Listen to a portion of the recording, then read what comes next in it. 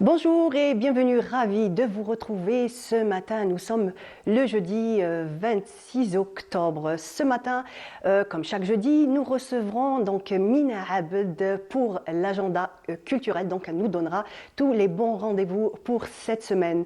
Nous resterons toujours dans notre indignation et notre soutien indéfectible à la Palestine. Nous recevrons donc un jeune Palestinien. Il est architecte et artiste, donc il sera là ce matin parmi nous. Nous parlerons aussi donc d'un événement phare qui a démarré hier et aujourd'hui donc c'est l'ouverture officielle au public.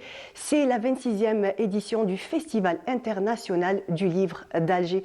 Le commissaire sera là ce matin pour nous parler du programme et de cet événement qui s'étalera donc du 25 octobre jusqu'au 4 novembre. Nous parlerons donc aussi des dangers du monoxyde de carbone puisque nous aurons ce matin le directeur exécutif de la Fédération algérienne des consommateurs. Nous parlerons donc aussi d'art. Nous recevrons ce matin une artiste très particulière qui a une exposition en fait qui s'étale sur je dirais presque des dizaines d'années en 4 volets. Elle sera là donc ce matin pour nous parler de son art. Vous verrez, c'est quelque chose de très particulier et de très intéressant. Et nous finirons en musique puisque nous rendrons un hommage à El-Badji et nous aurons un chanteur qui sera là ce matin. Il nous interprétera quelques titres de Marhoum El-Badji. Et nous commençons donc comme chaque matin avec le point météo avec Mina Abed.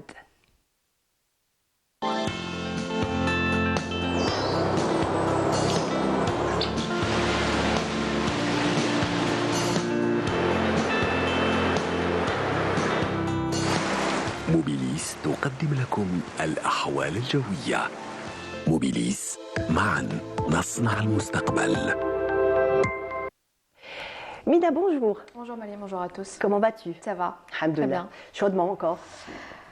Oui, encore pour quelques jours. J'ai envie de dire, je regarde la météo, oui. je me dis encore 4 jours, encore 5 jours. Bon, la pluie n'est pas encore là. Espérons qu'Inch'Allah, elle sera voilà. Elle se fait désirer un petit peu. Elle se fait désirer. On a eu quelques averses il y a 2 jours, je crois. Oui. À peu près. Voilà, à peu près. Ouais, c'était avant-hier. Ouais. Avant-hier, on a eu des pluies en journée, le matin. Une bonne averse, mais bon, c'était agréable. C'était très agréable. Oui. Ça a rafraîchi un petit peu et ça a mouillé quand même un petit peu la terre. Exactement. On y va alors, Mina. Merci beaucoup. Bonjour à tous. Excellent réveil. Un petit peu de brume, un taux d'humidité assez élevé pour cette matinée, avec un ciel dégagé à l'ouest et au centre. On notera des passages nuageux vers la partie est avec quelques pluies, cette fois-ci en journée, des vents jusqu'à 50 km/h sur l'ensemble des régions côtières. Et puis sur la partie sud, on notera un ciel dégagé sur le Nord Sahara, la Saoura, le sud-ouest et l'extrême sud, avec quelques cumulus qui vont se former sur le Sahara central, le Hogar et le Tassili.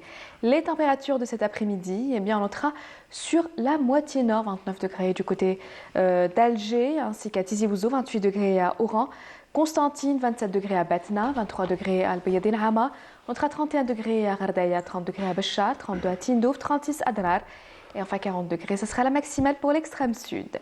On passe tout de suite à l'état de la mer.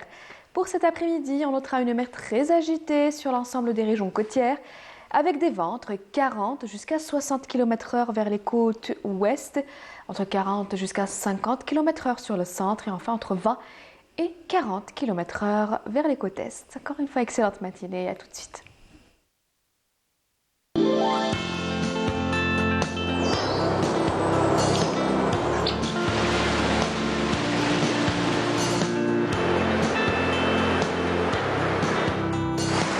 موبيليس قدمت لكم الأحوال الجوية. موبيليس، معا نصنع المستقبل. Merci Mina pour ce point météo. Merci. Mais en fait, tu ne te sauves pas, tu te gardes encore un peu. Je reste encore un petit peu. Tu es là. Très bien, merci bien. Et donc on continue toujours comme nous vous avons habitué avec de la musique. Et ce matin, c'est Mahrez Zine avec Free Palestine. C'est ce que nous souhaitons à nos frères et amis palestiniens. Mina, donc comme je l'ai annoncé, le programme de la semaine, donc des sorties. Beaucoup d'expositions. Hein. Très bien, alors qu'est-ce que tu as pour nous? Pour cette semaine, alors on commence avec l'exposition de l'artiste peintre Abdelrahman Azougli au niveau de la galerie Zouar, une très très belle exposition à découvrir. Donc le thème de l'exposition, c'est les couleurs de l'émotion. Donc ça va se passer au niveau de la galerie Zouar du 28 octobre au 16 novembre et ça sera à partir de 14 heures. On continue avec une exposition photo de nos martyrs. Maryam, c'est en l'occasion du 1er novembre. Ça sera une exposition photo avec quelques livres historiques. Ça va se passer du 29 octobre au 25 novembre au niveau de la rue. Ça sera en pleine rue, très pleine bien. rue d'Alger, au niveau de la rue Loul Moqaran. On continue avec l'artiste peintre Fayzat Tidjani. Je ne sais pas si tu connais un petit Oui, peu. justement, nous allons la recevoir ce matin. Elle Bah sera voilà. là parmi nous. C'est ce que je disais, une très très belle Une exposition. très très belle exposition, donc intitulée Le périple des oiseaux, encore Rihlat al-Toyour. Donc ça sera à partir du 28 octobre au niveau de Dar Abd al-Taif à partir de 15h30. Une très très belle Très exposition. intéressante, effectivement. Exactement, à découvrir. Donc, je rappelle la date, le 28 octobre, au niveau de Dar Abd al-Taif, à partir de 15h30. On continue, toujours pour le 1er novembre, une exposition photo. Cette fois-ci, ce sera quelques photos de la guerre d'Algérie avec un petit diaporama. Ce sera le 31 octobre au niveau de la rue. Aussi, ça sera en plein air, au niveau de la rue Bachir Mantouri. Donc, ça sera le 31 octobre. Donc, c'est une très bonne idée, en fait, de faire comme ça les expositions. Exactement, ça sera accessible à tout le monde, grand, effectivement. Et aux petits. C'est très intéressant. Et ça va attirer les curieux. Tout à fait. Les curieux, les passants, donc tout le monde aura droit. Donc, c'est assez compliqué peut-être de se rendre et tout. Il y a des gens, Exactement. on va dire, un peu la flemme. Peut-être les gens qui ne sont pas mais là, véhiculés, les gens du quartier aussi. Voilà, c'est une occasion de rassembler les gens autour de photos. Donc des petits points d'histoire comme ça dans la journée avec de l'information, c'est excellent. Même les petits, ça sera très intéressant en sortant de l'école. Ils sont curieux, effectivement. Exactement, ils sont curieux en sortant de l'école, aller voir cette belle exposition. Tout à fait.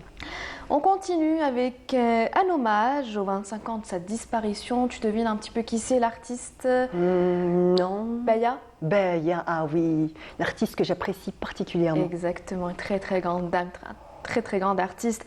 Donc un hommage lui sera rendu à partir du 9 novembre, ça sera du 9 novembre au 21 décembre au niveau d'une galerie au 21 rue de Brazza du côté de Haidara.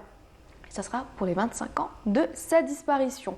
On continue avec la 26e édition du Salon international du livre d'Alger. Exactement, du livre d'Alger sous le slogan « L'Afrique écrit son avenir » avec au moins 1283 maisons d'édition et 61 pays. Ça commence aujourd'hui, ça sera ouvert au public. C'est ouvert au public à partir d'aujourd'hui.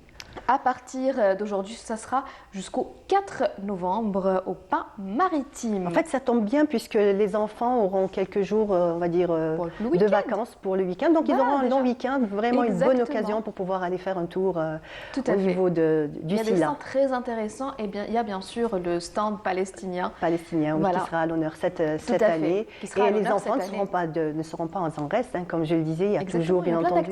Il y a plein d'activités, de ventes dédicaces. Des rencontres avec de grands auteurs, il y aura ce sera vraiment très intéressant. Exactement, ça sera très intéressant et on termine comme d'habitude avec les sorties cinéma de la semaine. Donc un petit film d'horreur, thriller, le film Inside est sorti cette semaine et ça sera au niveau des salles de cinéma du côté de Riyad al-Fath. On continue avec un autre film, peut-être tu dois connaître Hercule Poirot, bien sûr. Ah bah oui, Agatha Christie. Mystère à Venise. Ah, Mystère à Venise. Le film Mystère à Venise, oui. Ah, je ne l'ai pas vu celui-là. Très très beau film. Bon, je ne l'ai pas encore vu, j'ai vu la bande-annonce, mais c'est un film J'ai vu très les anciens, en fait, tous les anciens d'Hercule Poirot, de Miss Marple. Bon, on va voir celui-là cette fois. On va voir un petit peu celui-là, comme ce que ça va donner. Comme nos rendez-vous, on ira ensemble, Mina. Avec plaisir. Oui, comme chaque fois. comme à chaque fois. Exactement. Donc Mystère à Venise au cinéma du côté de Riyad El Fath. Et on continue avec un autre film un petit peu différent. Cette fois-ci, c'est un petit peu un film fantastique, science-fiction. C'est le film Creator. Donc sorti au cinéma cette semaine au niveau de Riyad El Fath. Super, ah ben super, oui. Voilà, pour les sorties cinéma. Parfait, donc il y en a pour tous les goûts. Il y en a pour tous les goûts. Il y a énormément d'expositions très intéressantes pour cette semaine. Très bien, très bien. Merci beaucoup Mina. Et nous, on continue toujours en chanson. Cette fois-ci, je vous propose d'écouter Mawtini, chanté par les enfants de Gaza.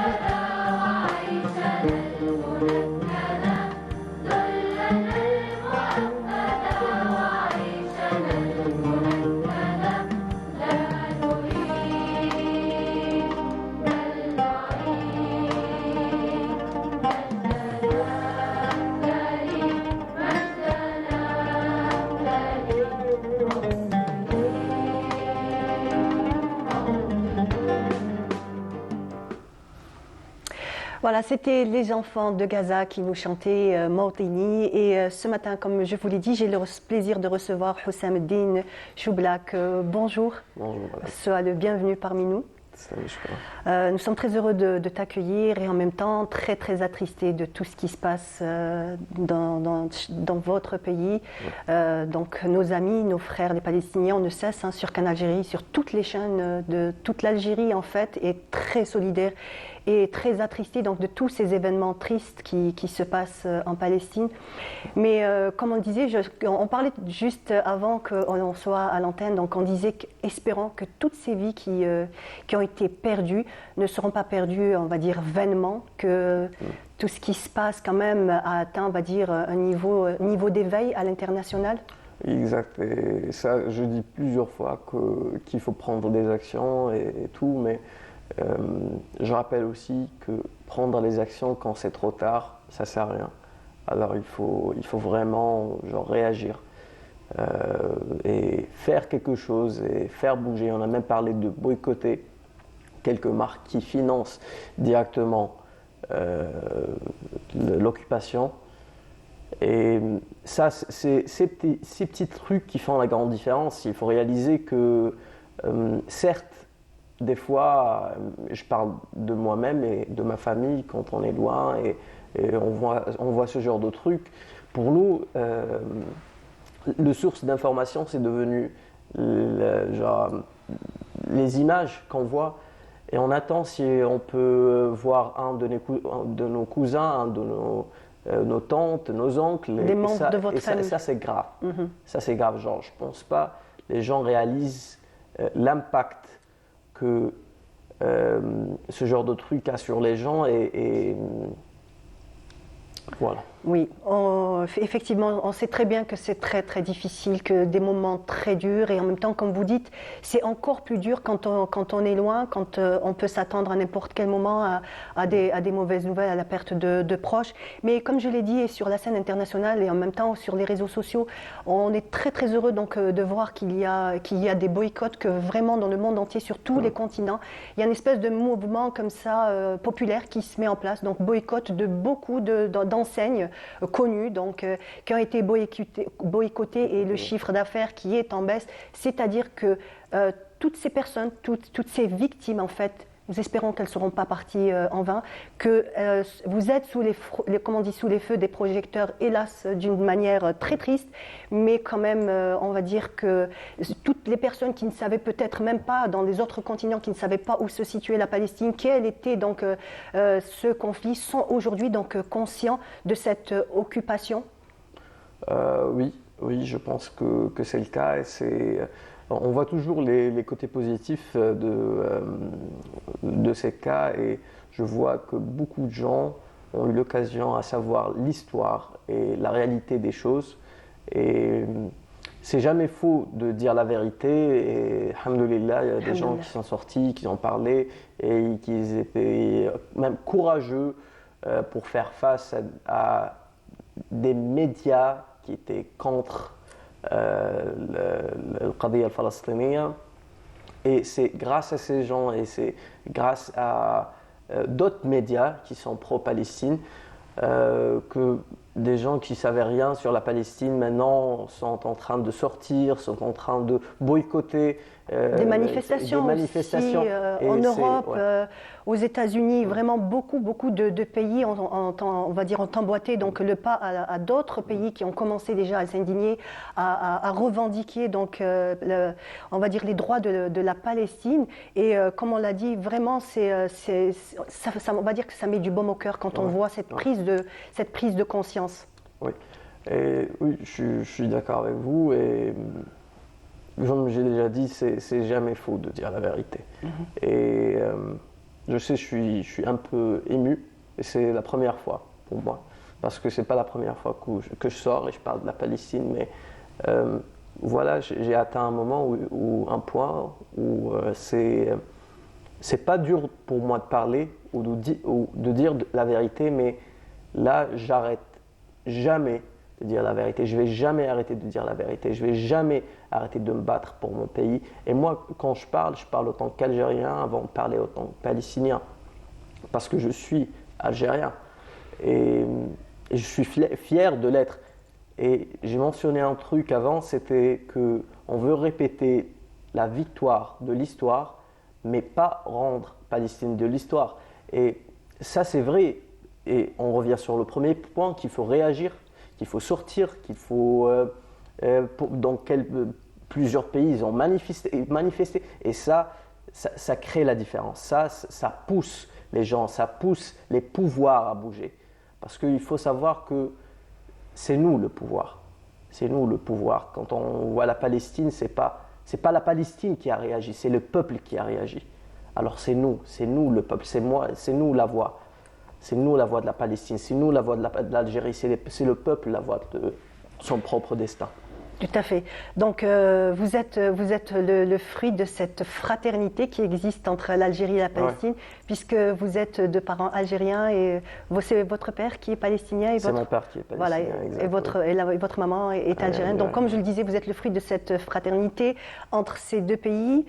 Et donc aujourd'hui, nous sommes très heureux. Nous sommes encore, on va dire, tous les jours à ne pas cesser de parler de tous ces terribles massacres qui sont en train d'être, on va dire, mis en ce moment que l'on voit sur tous les médias du monde. Il faut savoir que dans le monde entier, il y avait, on va dire, certains qui étaient pas pro-palestiniens, mais nous le sommes et beaucoup d'autres le sont encore aujourd'hui.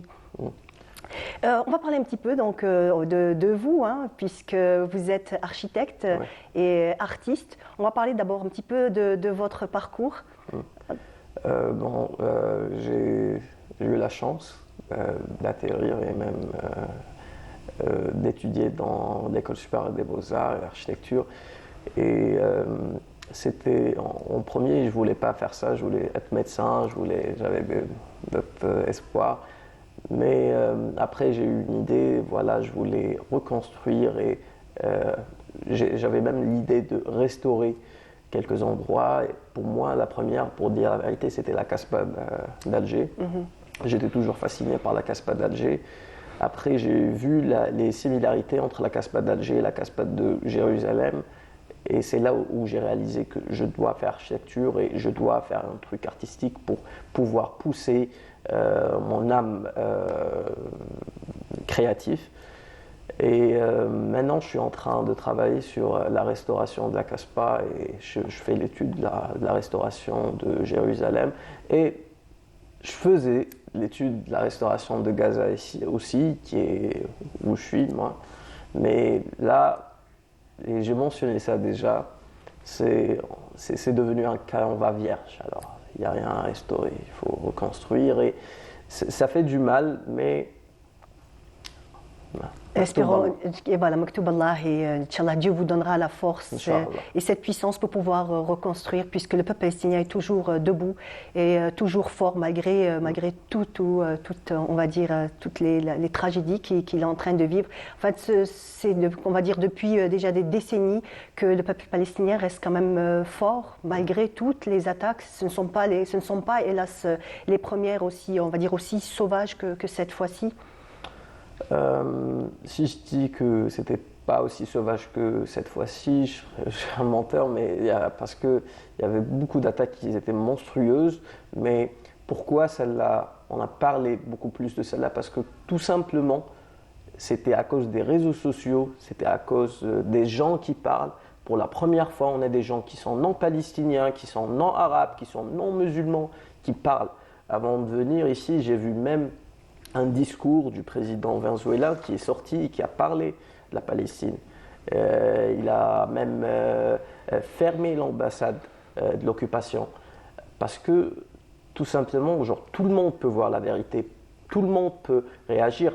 Et je pense, genre, il ne faut pas être humainement extrême ou avoir une sensation ou un sentiment plus des autres pour vraiment comprendre ou réaliser qui est faux et qui est vrai. Parce que, ok, d'accord, la vie humaine est vraiment chère, mais aussi être et faire une occupation dans un endroit où les gens meurent chaque jour, ça, c'est...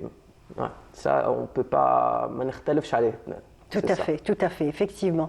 Donc, ce qu'on peut dire un petit peu j'imagine, est-ce que dans votre entourage, vous avez, on va dire, de la famille, des familles ou des amis de Palestiniens dans votre entourage? Ici en Algérie? Oui.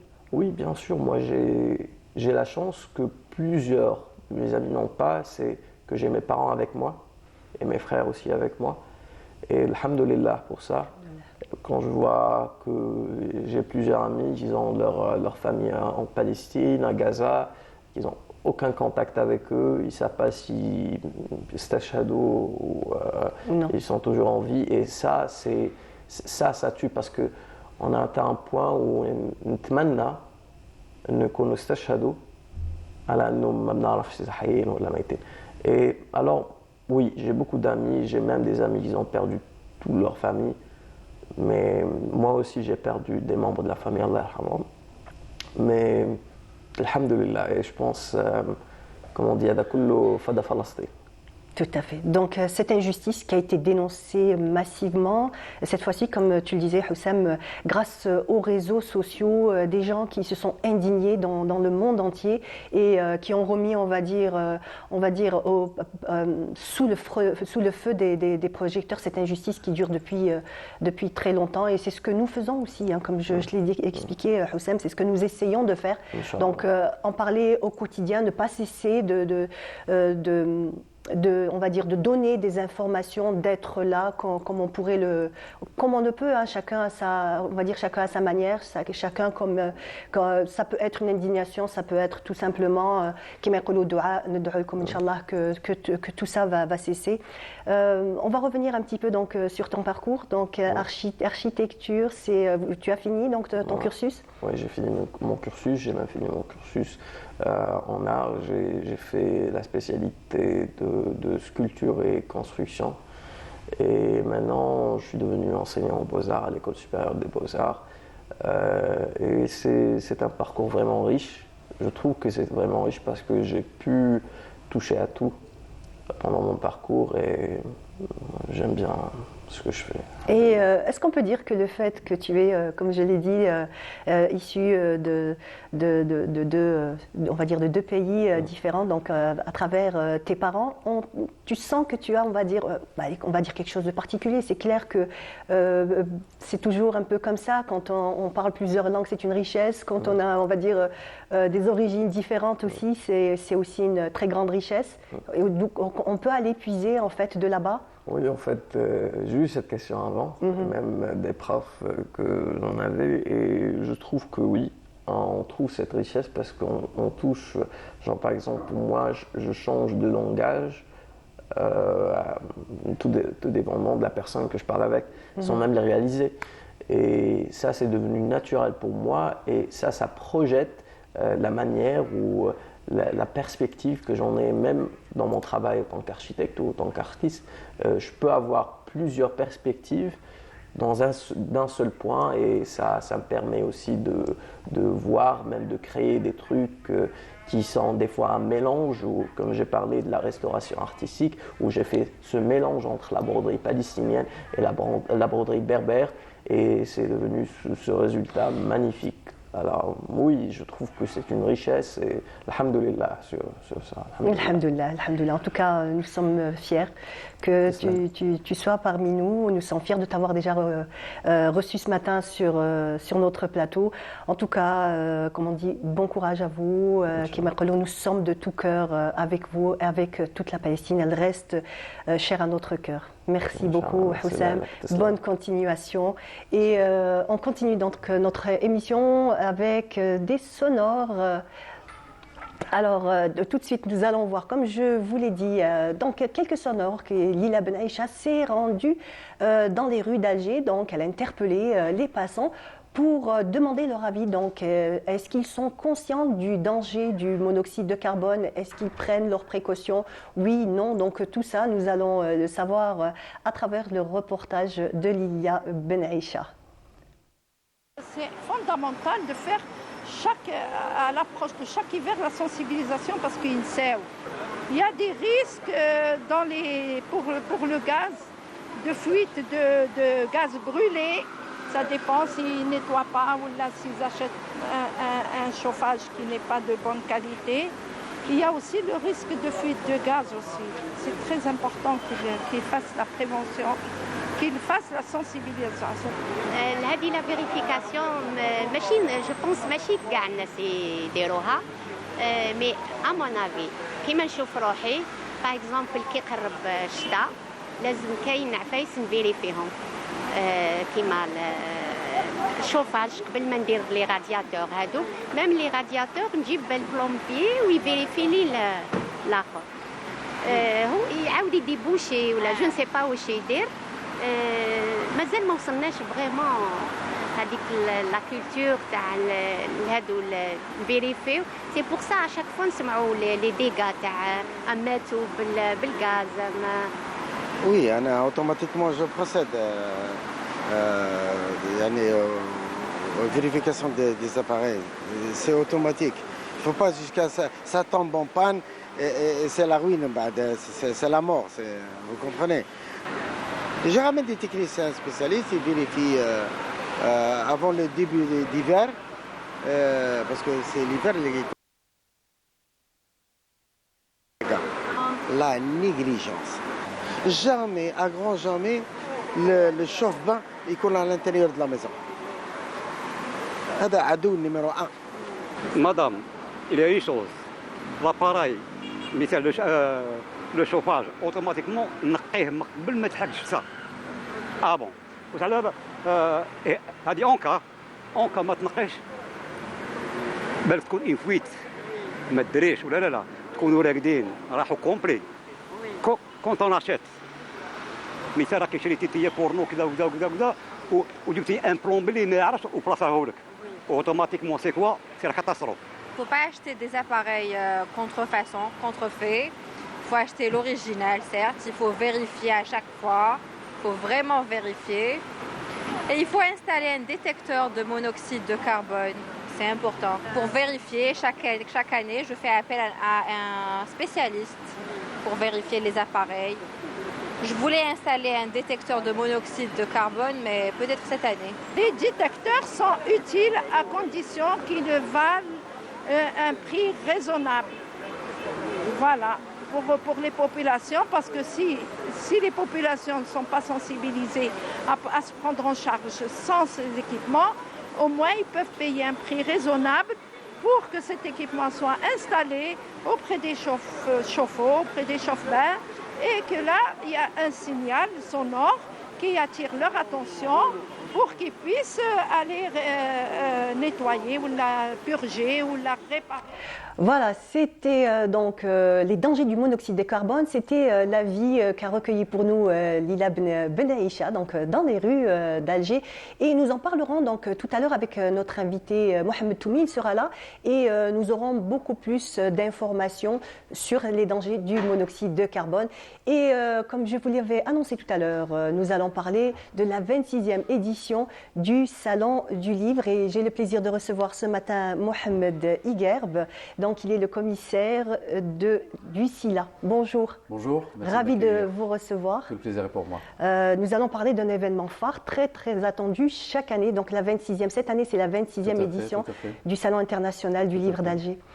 Particulier cette année, Monsieur Iger? Donc la 26e édition. Donc le SILA revient dans sa 26e édition. Donc dont les portes seront ouvertes au public dès ce matin de 10h jusqu'à 22h. Je tiens à le rappeler.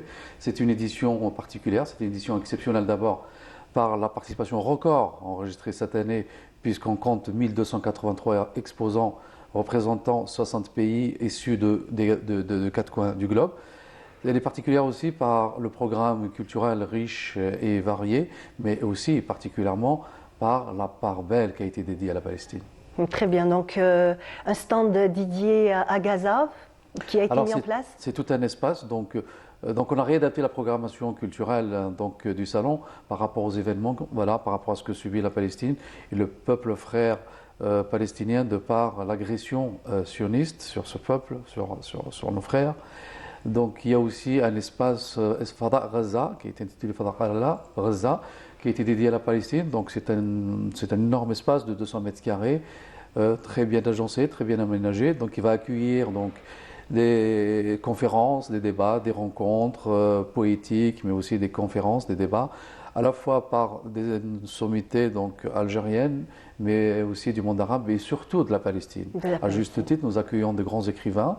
Ou plutôt, je dirais que la Palestine sera présente donc, avec ses écrivains, avec ses intellectuels, avec ses éditeurs, à l'occasion de la 26e édition du Salon international du livre d'Alger. Pas seulement au niveau de cet espace, puisque le ministère de la Culture a mis tout son pavillon donc, à la disposition de la Palestine. Donc c'est aussi un pavillon palestinien. Et aussi à l'instar des autres espaces comme la salle Tassili. Donc la Palestine au cœur du SILA. Au cœur du SILA. Cette année, donc, le slogan, c'est l'Afrique écrit l'avenir. Écrit l'avenir. Voilà. Donc cela traduit tout simplement ce que nous avons en commun avec l'Afrique, mais aussi une occasion pour mettre en exergue tous les efforts monumentaux que déploie l'Algérie, notre pays, vis-à-vis des peuples d'Afrique. C'est aussi une occasion donc, de consolider ces ponts de communication entre l'Algérie et les peuples d'Afrique. Très bien. Monsieur Higuer, donc je profite de l'occasion, on va pouvoir, on va dire, partager avec nos téléspectateurs un petit peu les préparatifs du SILA.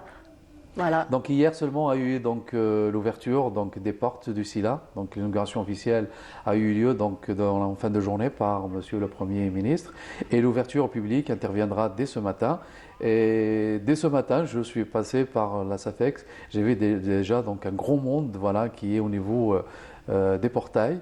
Et comme les années précédentes, très certainement on aura une fréquentation extraordinaire et qui va très certainement dépasser les 2 millions de visiteurs cette année. Inch'Allah.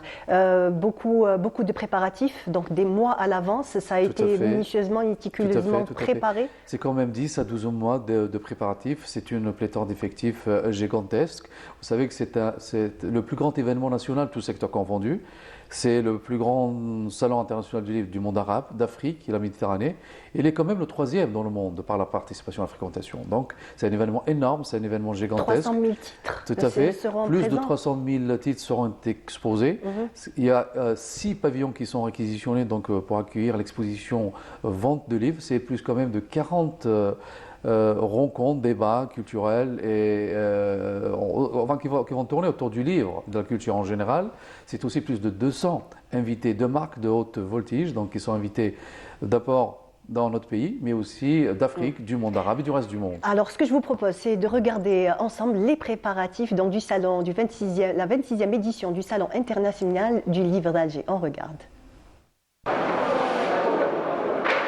Préparatifs pour l'événement littéraire et culturel le plus important en Algérie. Pour sa 26e édition, le SILA accueille l'Afrique comme invité d'honneur avec la participation de 18 pays africains. 1283 maisons d'édition en provenance de 61 pays représenteront les dernières publications littéraires pour le grand plaisir des lecteurs. L'entrée pour le public interviendra dès le lendemain, à savoir du 26 octobre au 4 novembre. Et je précise, de 10h du matin jusqu'à 22h au soir. C'est une édition exceptionnelle d'abord de par la participation record que nous avons enregistrée dès lors qu'elle a dépassé les 1283 exposants représentant 61 pays issus de 4 coins du globe. Elle sera aussi exceptionnelle de par la part du lion qui a été consacré aussi à la Palestine, qui accueillit aussi à l'honneur cette année. Il y a tout un espace donc, qui s'étale sur plus de 200 mètres carrés qui est dédié à la Palestine et qui a été dénommé Raza, espace Raza. C'est aussi une édition exceptionnelle de par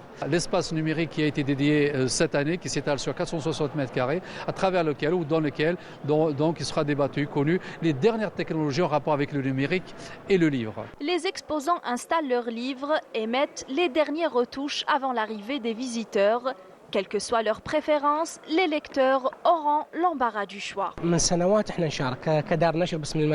Ce n'est pas la première fois que notre maison d'édition participe au Salon du Livre d'Alger.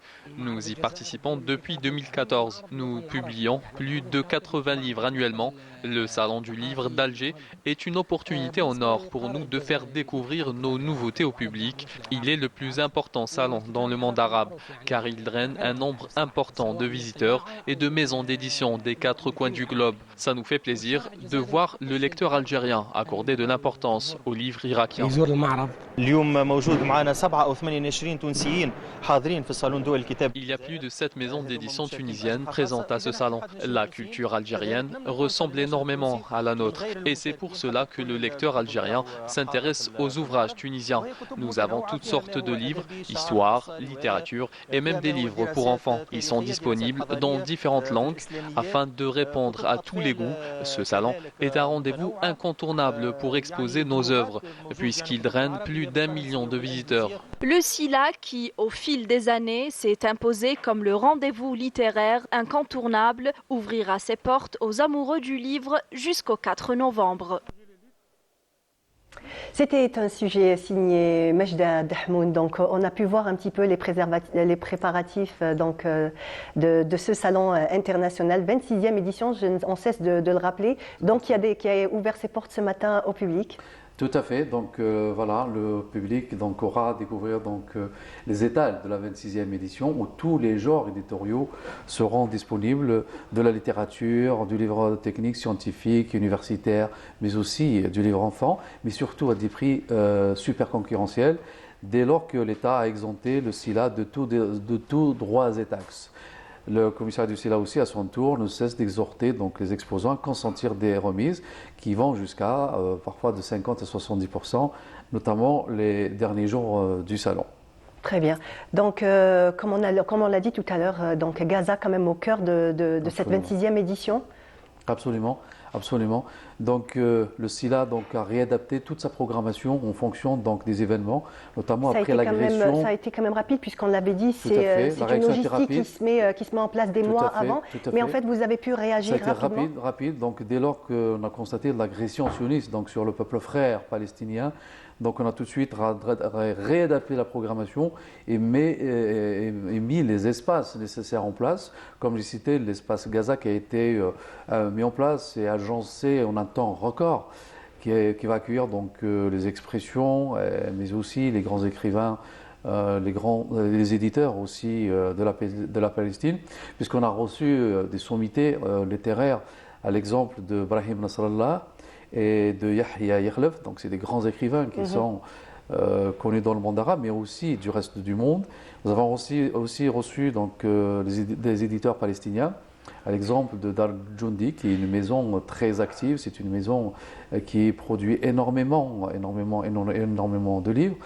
C'est aussi le ministère de la Culture qui a rapidement et tout de suite donc, mis son espace à la disposition donc, de nos amis et frères palestiniens.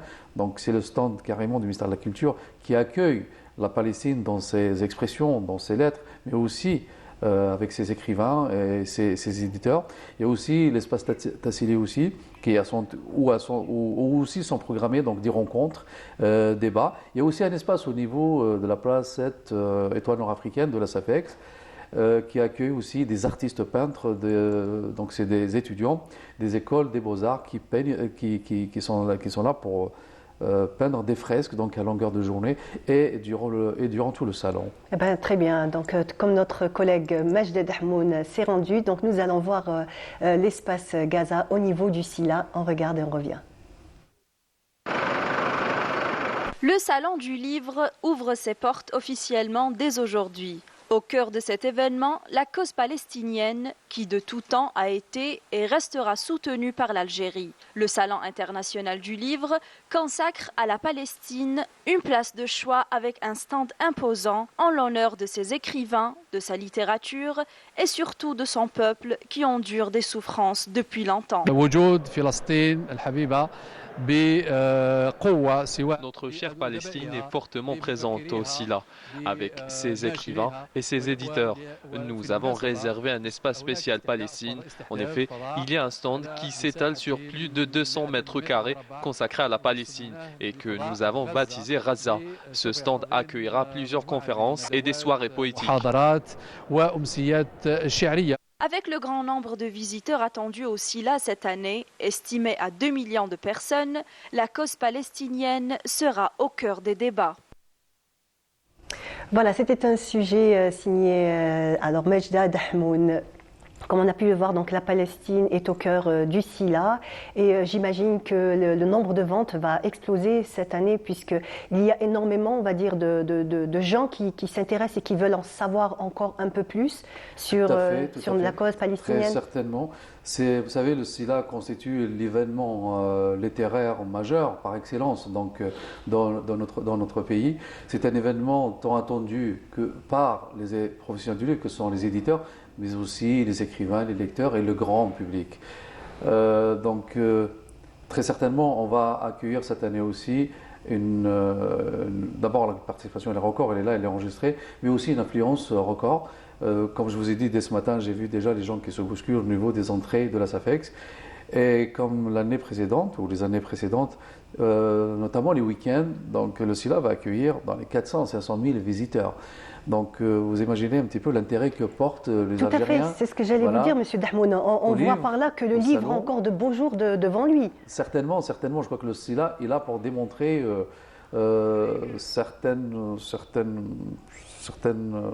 certaines mauvaises foi, si je puis dire ainsi, qui disent que l'Algérien ne lit pas. Le SILA est là pour prouver tout à fait le contraire, puisqu'il y a un rush extraordinaire donc, sur le pavillon, sur la SAFEX, mais aussi sur l'ensemble des pavillons et des exposants qui sont présents au niveau de la SAFEX. Tous les genres éditoriaux seront présents, comme je le disais tout à l'heure, et surtout c'est le moment, c'est l'occasion idoine pour avoir les nouveautés qu'on n'a pas ailleurs, qu'on ne trouve pas avec facilité au niveau des librairies. Donc c'est aussi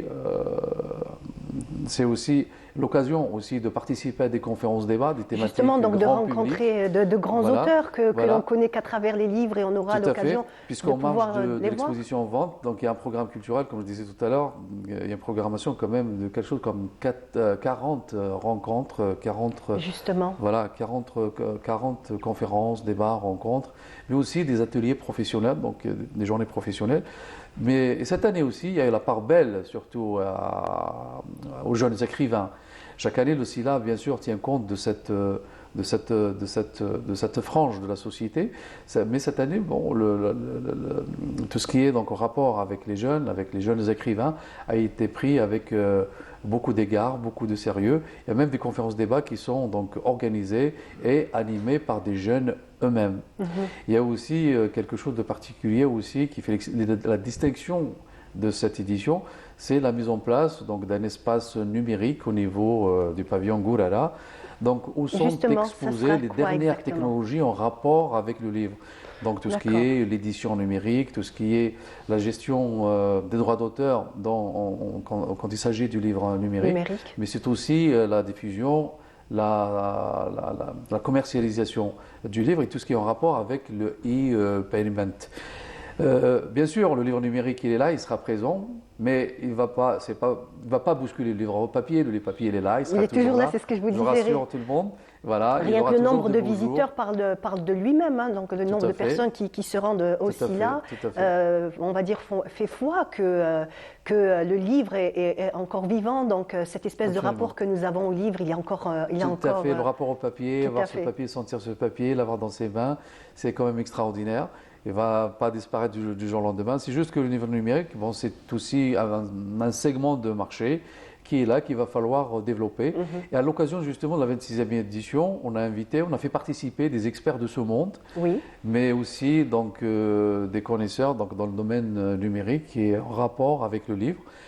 Donc, en plus de l'espace de 460 mètres carrés qui est dédié donc, à cette thématique, il y a toute une programmation donc, au niveau du pavillon à Hagar, donc, qui va accompagner cet espace numérique et qui sera en rapport avec l'édition numérique. D'accord. Les enfants aussi, j'imagine, ne sont pas en reste, comme chaque année. Merci de le rappeler, tout à fait, comme chaque année. Donc, les enfants ne sont pas en reste. Et puis, dès lors qu'on avait remarqué depuis quelques années que 80% des visiteurs du SILA sont constitués quand même de familles.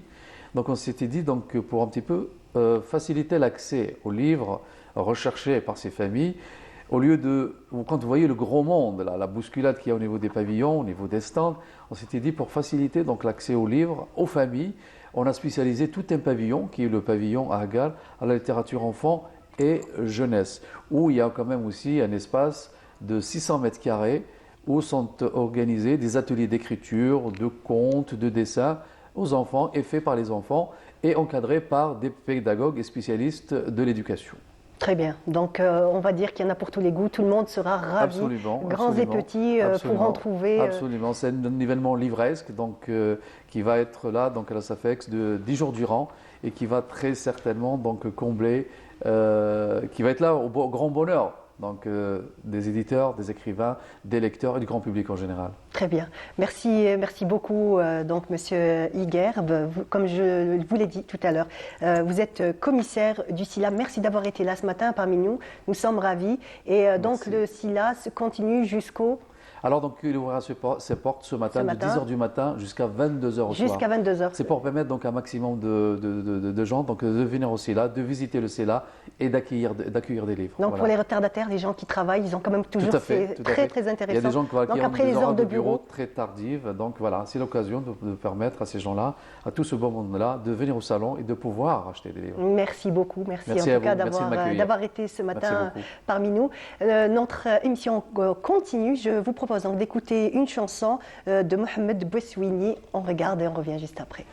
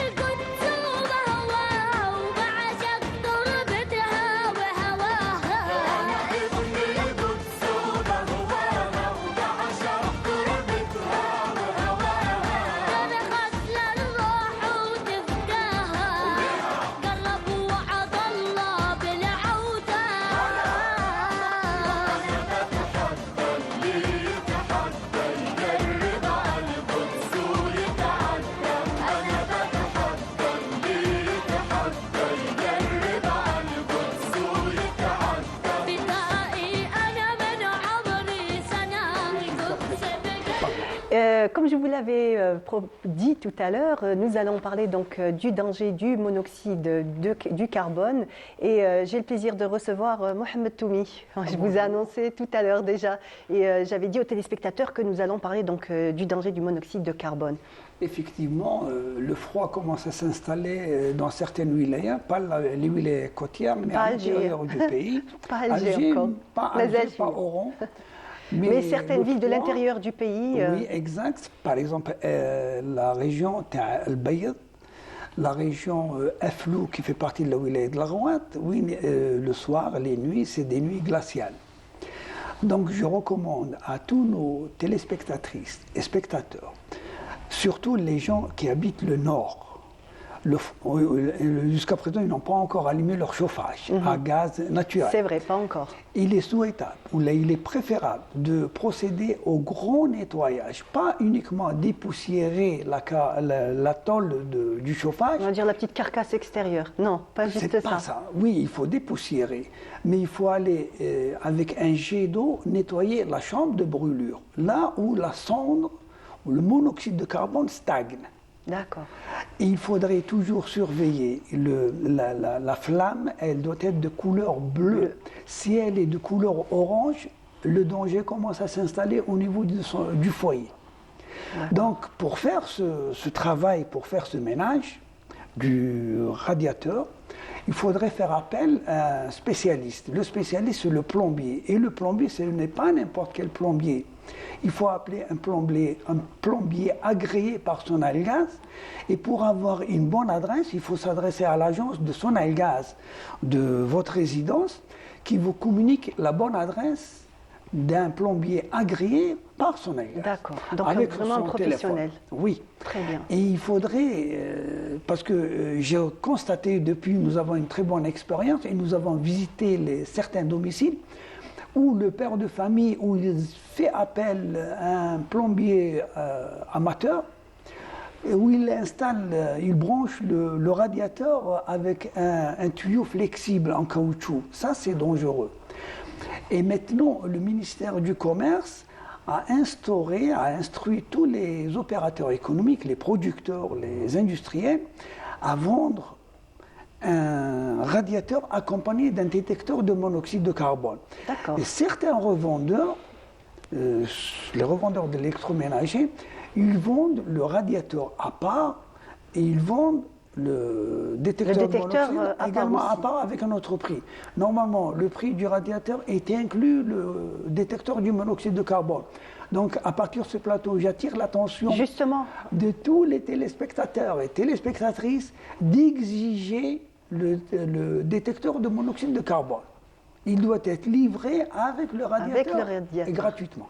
D'accord, donc j'espère que le message est bien passé. Donc obligatoirement, quand on va acheter un radiateur, obligatoirement, donc le détecteur est accompagné et il doit être compris dans le prix initial. Exact. Très bien. Si il n'est pas fourni, le vendeur il ne peut pas vendre le radiateur sans détecteur de monoxyde. Au cas où il y a une exigence du vendeur au client de payer le supplément, le détecteur, donc, oui.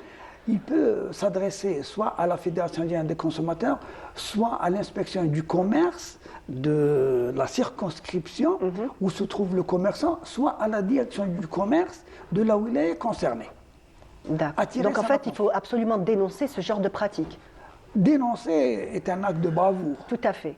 Et c'est pour protéger la vie de ces utilisateurs. Tout à fait, parce qu'on sait très bien, M. Toumi, que chaque année, hélas, donc, des centaines de personnes sont victimes donc, du monoxyde tout à fait. Donc, vraiment... On perd presque toute la famille à cause d'une négligence grave.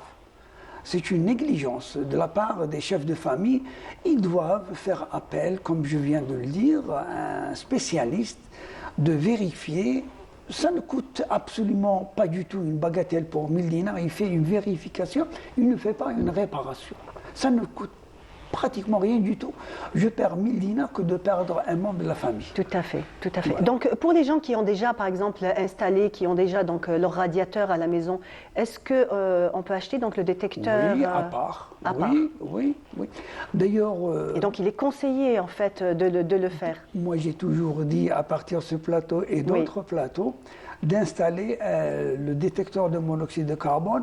Ça ne veut pas dire qu'une fois le détecteur du monoxyde de carbone est installé à la maison, nous avons une propre sécurité. Il faudrait également vérifier la pile, la batterie, parce ce détecteur fonctionne à partir d'une batterie, une petite pile.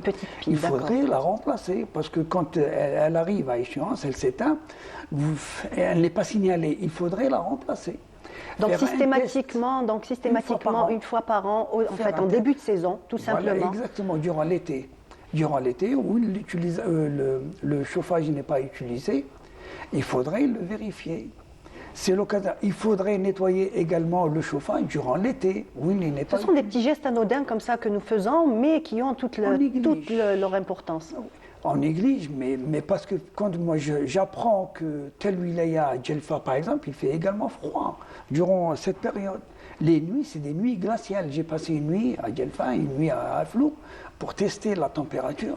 Je vous assure que vous êtes obligé de mettre en service votre radiateur.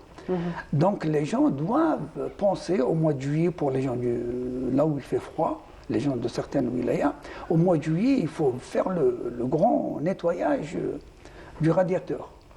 Et prévoir également, ça coûte 3 à 4 000 dinars le détecteur. Si vous ne l'avez pas, vous avez déjà acheté votre radiateur, depuis longtemps qu'il est installé. Dépensez encore une fois. La sécurité n'a pas de prix, Monsieur Toumi, c'est clair. Exact. Donc, une dépense supplémentaire en 3 000 ou 4 000 dinars, ça ne coûte absolument rien du tout. C'est un repas dans un petit resto. C'est rien du tout. Donc, ces détecteurs sont disponibles sur le marché depuis quelle date, Monsieur Toumi, à peu Vous près? savez, il y a une circulaire qui a été prise par le ministère de l'Énergie, que Sonalgaz prenne en charge d'équiper certains foyers. Ils ont déjà lancé, je crois, 1 ou 2 millions de détecteurs, mais ils ont arrêté cette procédure. Ils ont approvisionné certains domiciles, certains quartiers, bien sûr.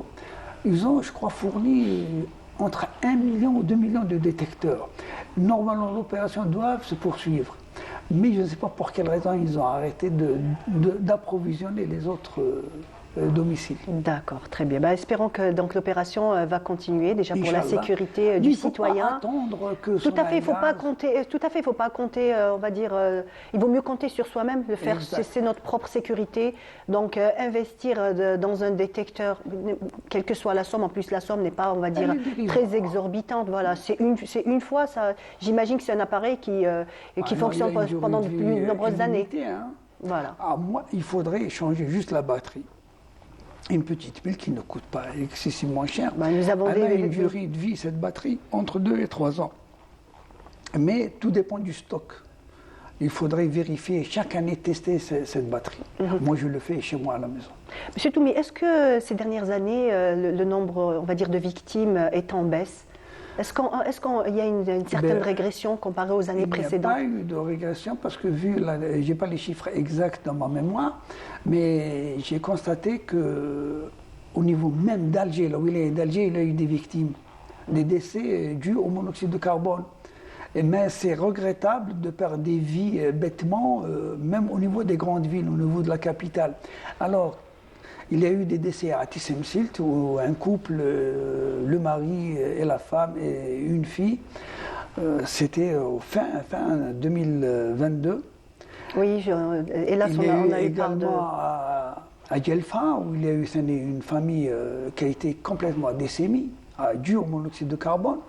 Et le premier intervenant au niveau, quand il y a un décès comme ça, c'est la protection civile à qui je leur tire chapeau. Oui, donc nous saluons ce matin à partir des studios de Canal Algérie. Oui, très bien. Ils font un travail remarquable et dans tous les domaines, ils sont toujours présents. Je félicite pour leurs interventions et ils sont toujours pratiquement traumatisés, les intervenants de la protection civile. Oui, c'est un métier très très difficile, très dur Ils aussi. constatent des défauts de montage ou de branchement du gaz. Ils utilisent également pour les gaz évacués, pour l'évacuation des gaz brûlés, ils utilisent une cheminée faite à base d'aluminium, en papier aluminium. Justement, c'est de ça que je voulais vous parler, Monsieur Toumi. Donc, ces espèces d'évacuation, est-ce qu'elles sont aux normes? Qu'est-ce qu'il faut exactement utiliser? Des fois, ça aussi. Donc, c'est pour ça que je dis qu'il faut faire appel à un plombier professionnel.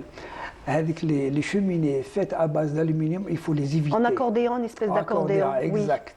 Oui. Et je ne me souviens plus dans quelle wilaya où la protection civile a constaté l'installation d'une cheminée qui a été percée au niveau du faux plafond et ça a provoqué le décès de cette famille.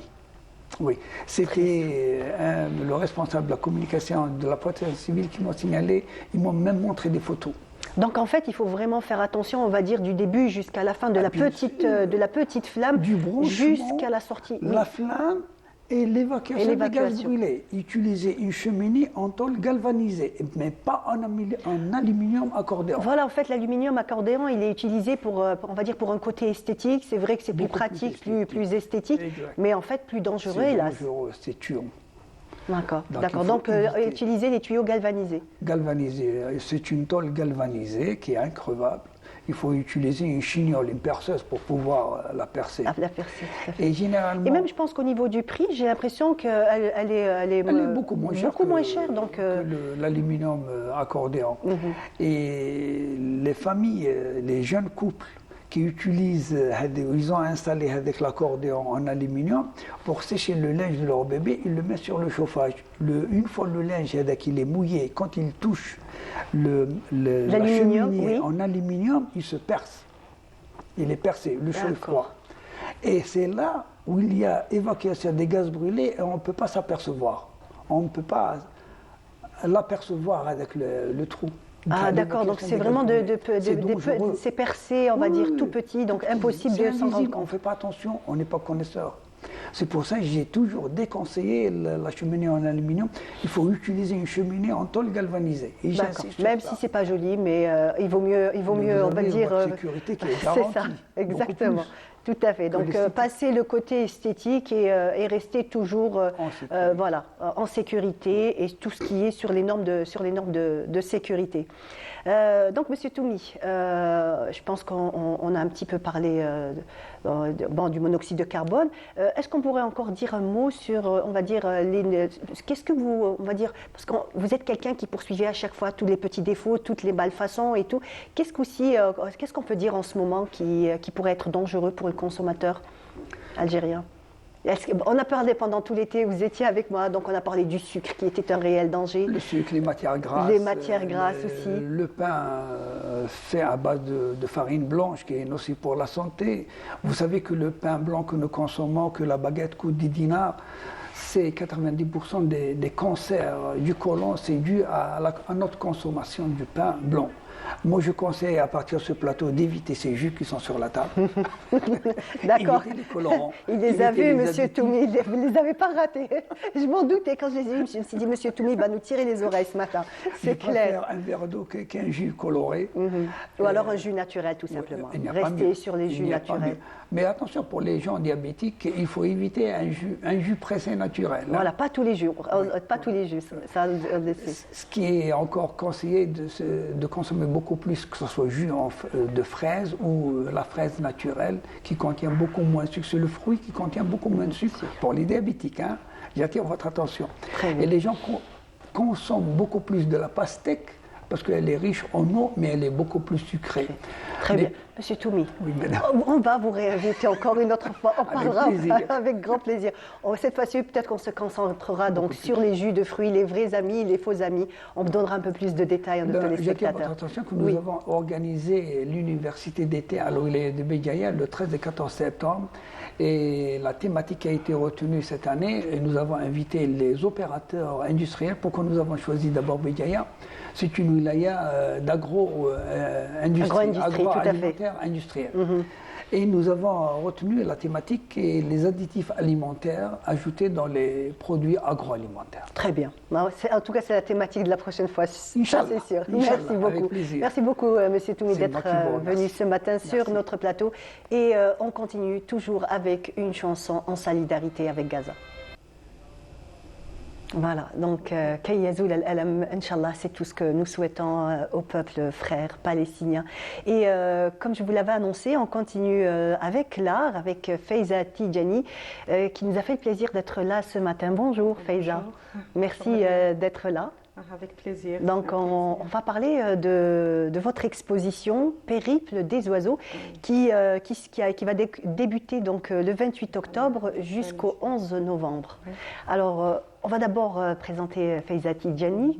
Vous êtes autodidacte, vous êtes artiste autodidacte, mais on va dire que vous êtes tombée dans la soupe quand vous étiez petite. On peut dire ça? On peut dire ça, oui. Dans la famille, il y a des artistes, mais qu'on ne voyait pas. Voilà. Donc, mais en même temps, donc, vous êtes née dans une région du sud du pays? Oui, Temessine. Voilà, D'accord. C'est la Zaouia Tijaniya de Temessine. Voilà, et ensuite je vous suis avez née à Constantine et j'ai vécu entre Temessine et Constantine. Et une autre, donc une autre Zaouia aussi, du côté maternel? Oui, Zaouia Rahmaniya, les Bashtarzi. Voilà. Donc toujours dans l'adoration d'Allah, toujours toujours dans cette méditation permanente, ce regard aussi sur la nature, sur tout ce qui nous entoure. En fait, c'est ce qu'on décèle au premier regard quand on voit vos œuvres. Et j'imagine, est-ce que c'est ça en fait qui vous a donné cette envie de faire cette exposition, donc le périple des oiseaux? Pourquoi déjà le périple des oiseaux? Le périple, en fait, il y a 4 volets dans mon travail et ça a commencé, ce périple a commencé en 2009 jusqu'à 2023. Donc même cette exposition est un périple, donc sur plusieurs années. C'est sur plusieurs années. Et en fait, j'ai commencé par les oiseaux, des envols. Je n'avais pas encore touché à la calligraphie, mais les envols étaient déjà là. C'est comme le langage des oiseaux de Farid al-Attar que je ne connaissais pas à l'époque. Donc j'étais dans cet esprit sans le savoir. Donc votre père vous a offert quelques livres de sa collection et en fait ça a été le déclic, mois de Ramadan, si mes informations sont bonnes. Exactement ça. En fait, à un certain moment, il a décidé de m'offrir une bonne partie de sa bibliothèque. Et j'étais la moins, subhanallah, on est une fratrie de 5. Et il y en a qui lisaient plus que moi. Donc ce geste était, je ne sais pas, il avait quelque chose en tête en me les donnant. J'imagine, oui. Oui. Et donc j'ai décidé, j'ai vu déjà la collection qui comportait beaucoup de choses. La majorité c'était Al-Burda al-Hamaziyya, tout ce qui est prière sur le prophète sallallahu alayhi wa sallam.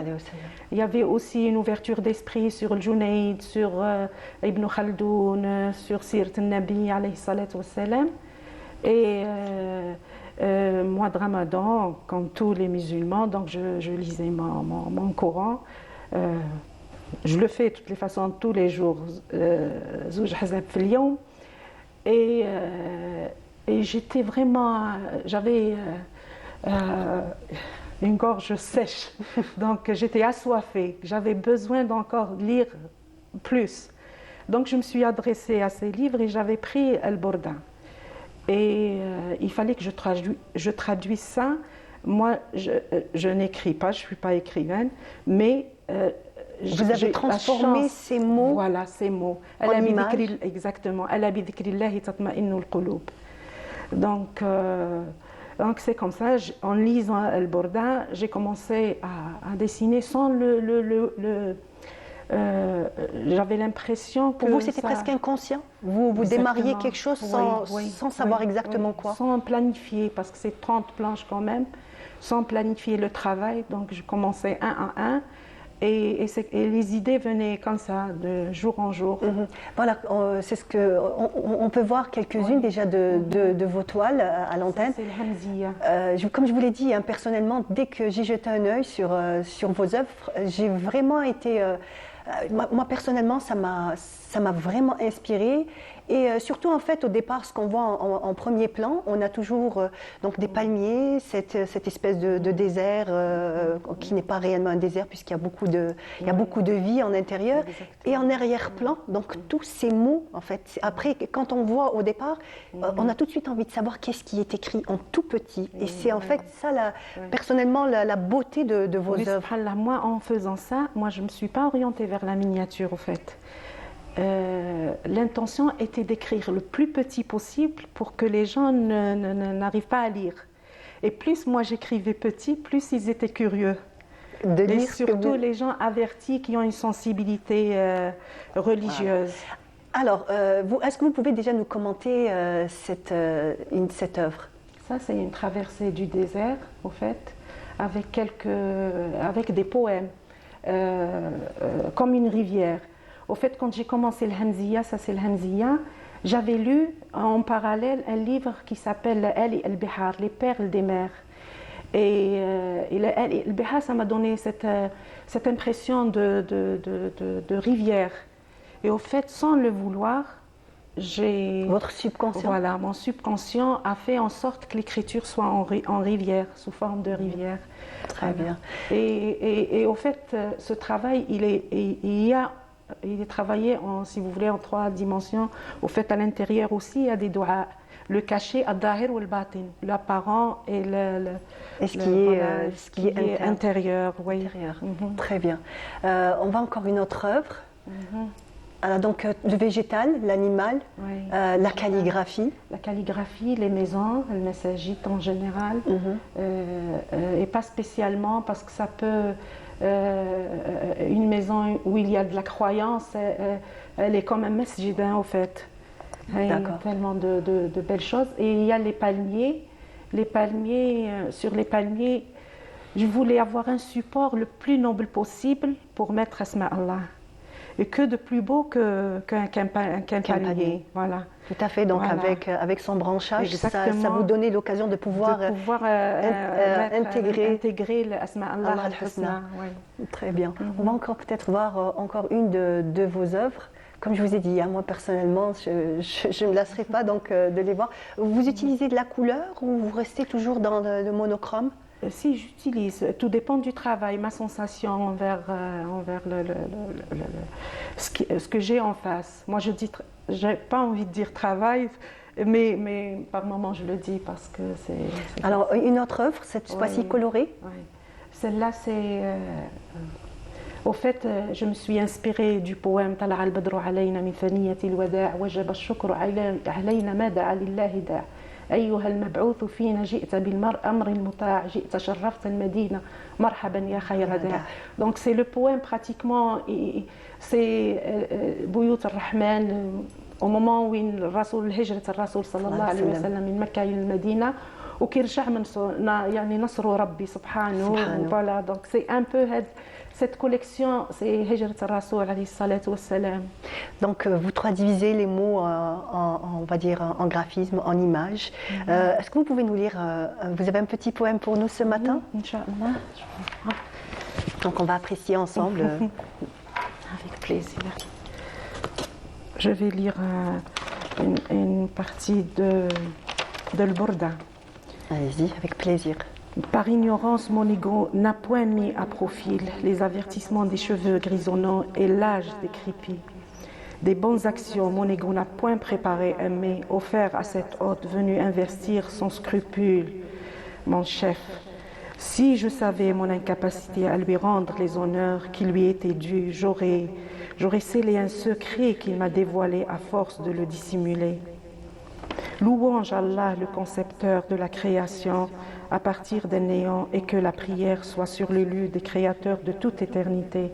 Alhamdulillahi munshi al-khalqi min al-adami, thumma as-salatu ala al-mukhtari fi al-qidami. Magnifique, merci beaucoup, très belle poésie. Donc ces mots qui nous ramènent qui nous ramène au divin, qui nous tire, on va dire, toujours vers le haut, vers l'amour de Allah et surtout d'apprécier tout ce qu'il nous a donné, qu'on va dire, tout ce qui nous entoure, que ça soit déjà de notre interne, de notre, on va dire, Exactement. de notre âme. C'est ça, c'est bien ça, c'est un retour vers soi. Tout à fait, voilà. C'est un retour vers nous-mêmes. Et en fait, on va dire, c'est quand même une chance de pouvoir prendre conscience, on va dire, et surtout d'avoir cette sensibilité. Est-ce que c'est important d'être sensible? Je pense surtout envers Allah, c'est le plus beau cadeau qu'on puisse avoir. Personnellement, moi, chaque fois, ce que je dis, c'est que... Ni'ma. Tout à fait. En fait, quand on voit juste une toute petite fourmi passer, on sait très bien toute la magie, toute cette beauté, une abeille.